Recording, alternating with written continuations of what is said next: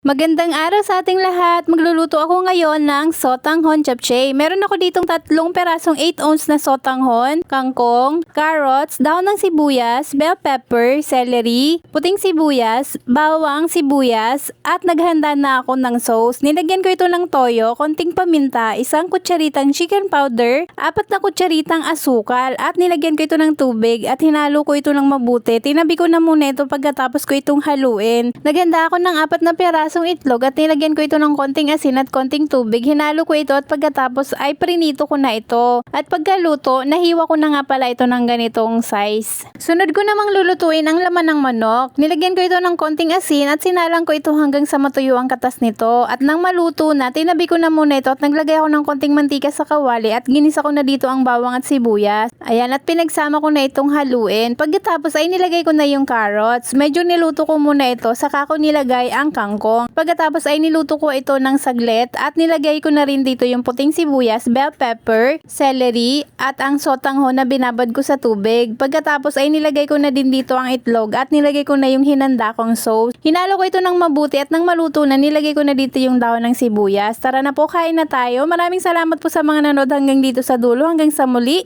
Paalam!